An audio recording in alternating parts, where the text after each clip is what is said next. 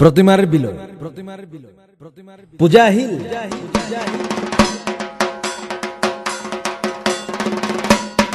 পূজাৰ ধুমধাম ব্যস্ততা কিংবা উলহ মালহ সকলোৰে মাজত আয়োজক কিছুমানৰ উৎসাহৰ লগতে উতলা ভাতৰ ফেনেও যেন তত নাপাব। পূজা বুলিলে দুৰ্গা পূজাৰ কথাই বাৰু মনলৈ আহে। বাকী পূজা যদিও বহুত আছে, ৩৩ কোটি দেৱতাৰ প্ৰতিজনকে পূজা কৰাৰ কথা বাৰু গম পোৱা নাই। শাস্ত্ৰত উল্লেখ আছে যেতিয়া পূজা অৰ্চনাও তেওঁলোকৰ বাবে আছে চাগে। সেই দুৰ্গতি নাখিনি দেৱী দুৰ্গা তোমাৰ লগতে বাকী পূজা অৰ্চনা পাই থকা দেৱ দেৱীসকলকো কওঁ, তোমালোকে প্ৰকৃততে পূজা পোৱা নে নিন্দা উপহাস? পূজা যোৱাৰ পিছত তোমালোকৰ কিছুমান প্ৰতিমাৰ যিহে বিলৈ নকৈ আৰু নোৱাৰে। কোনো প্ৰতিমা নদীৰ বিসৰ্জনৰ পৰিৱৰ্তে ৰখা হয় ৰাস্তাৰ কাষত, প্ৰস্ৰাৱগাৰৰ ওচৰত, কোনোবাটো প্ৰতিমা আকৌ গছৰ তলত।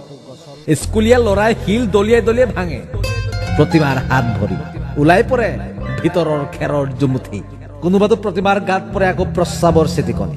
নাৰীৰ ভূষণ বোলা লজ্জাৰ অংশও হৈ পৰে উন্মুক্ত। কলাৰ প্ৰলেপ লাগি জীৱন্ত জীৱন্ত যেন লাগি থকা যৌৱনৰ ৰংগত পৰে আকৌ দুই একোজনৰ স্পৰ্শ। কি যে নিন্দনীয়। নদীত বিসৰ্জন দিয়া কিছুমানৰো কি যে উদ্ভণ্ডালি। স্তুতিমী নদীৰ পৰিৱৰ্তে পৰে বেক কিক, ফ্ৰণ্ট কিক আৰু যে কত কি। তোমাৰ এনে কিছুমান ভক্তৰ পূজা অৰ্চনাত তুমি পাইছানে বাৰু সন্তুষ্টি? আমাৰ কিন্তু ভাবিয়ে বেয়া লাগে। তোমালোকক আচলতে পূজে নে অপমান কৰে? পূজাৰ স্থলী কিছুমান পূজাৰ পিছতে হৈ পৰে উচ্ছৃংখল বনভোজস্থলীৰ দৰে। সঁচাকৈ দেখি বেয়াই লাগে। সমাজত পৰম্পৰা কিছুমান আছে, জ্যেষ্ঠজনৰ ছাঁটো নগছকে বহুতে, যিটো এতিয়াও চলি আছে। তেনেদিনতেই প্ৰতিমাৰ এনে বিলৈ, হে দেৱী নকওঁ আৰু। কথা কিৰণ পৰশ, আবৃত্তি গৌতম চাংমাই।